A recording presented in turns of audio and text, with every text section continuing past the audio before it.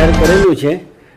અત્યારની સ્થિતિની વાત કરીએ તો ભૈરવી ખાતે પાણીનું લેવલ 5.75 મીટર છે, એટલે સેફર ઝોનમાં છે। એવી રીતે દમણગંગામાં પણ ઇનફ્લો 55,000 જેટલો છે અને આઉટફ્લો 38,000 જેટલો છે। 8 ગેટ 1 મીટર જેટલા ખુલ્લા છે અને રૂલ લેવલથી ઘણું નીચે પાણી છે, એટલે દમણગંગામાં પણ કોઈ અત્યારે કોઈ ચિંતાજનક સ્થિતિ નથી।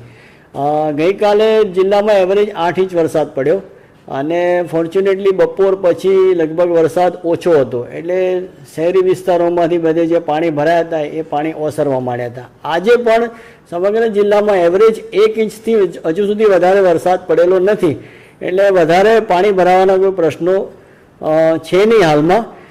ગઈકાલની સ્થિતિ આપણે જે શહેરના 2 નીચાણવાળા વિસ્તારો છે, કાશ્મીરનગર અને બરુડિયાવાડ, અને નજીકમાં ભાગડા ખુર્દ, લીલાપોર, બરડિયાવાડ, ખાડિયા નનકવાડા અને વેજલપોરમાં એમ 6 નીચાણવાળા વિસ્તારમાંથી 1152 લોકોને સ્થળાંતર કરેલા છે।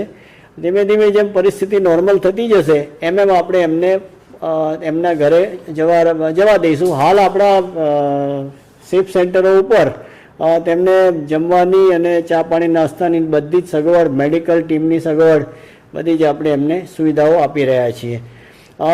એક ખાલી આજના ઇન્સિડન્ટ્સની વાત કરીએ તો ભાગડા ખુર્દ હનુમાન ભાગડા જે કહેવાય છે ત્યાં આગળ એક 3 માસની પ્રેગ્નન્ટ લેડી હતી, એટલે એને મિસકેરેજનું કંઈ ઇસ્યુ હશે, એટલે પોલીસ અને NDRFના જવાનો પહોંચી ગયા અને એને રેસ્ક્યુ કરી અને હોસ્પિટલ પહોંચાડી દીધી છે।